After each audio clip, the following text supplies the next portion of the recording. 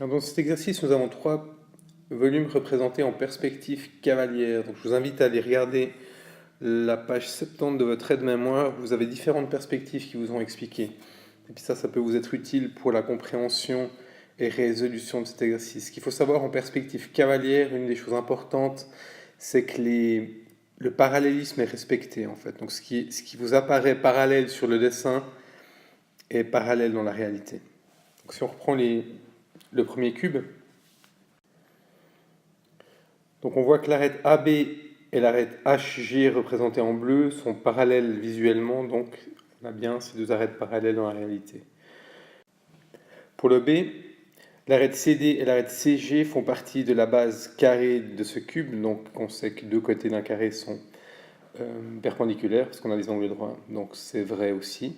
La face ABCD est parallèle à la face EFGH. Donc comme nous sommes dans un cube, on sait qu'on a à chaque fois des paires de côtés parallèles, donc c'est vrai.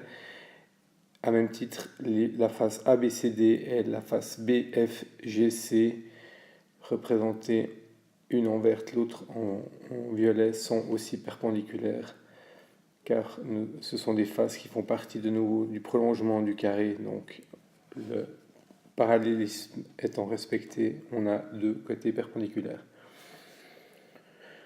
Pour le parallélépipède rectangle, c'est exactement la même configuration, si ce n'est qu'au lieu d'avoir une base carrée, on a une base rectangulaire, mais tout ce qui est parallélisme et angle droit est respecté, ce qui veut dire que pour les 4 questions, on aura exactement les mêmes réponses aussi.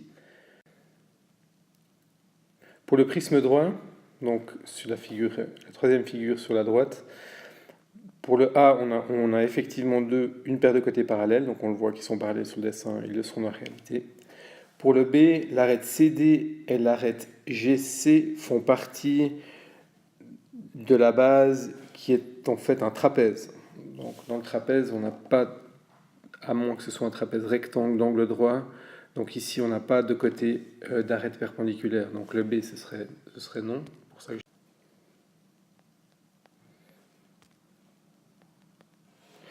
Pour le C, la face ABCD est parallèle à la face EFGH. Donc dans un trapèze, on a effectivement les sommets qui sont parallèles. Donc les deux côtés étant les prolongements de ces sommets, ils seront aussi parallèles. Et finalement, pour la question D, est-ce que les faces ABCD et les faces BFGC sont perpendiculaires? Si on n'a pas d'angle droit à la base de notre prisme ici, on n'aura pas non plus d'angle droit entre ces deux faces, donc on n'aura pas de perpendicularité pour ces deux côtés.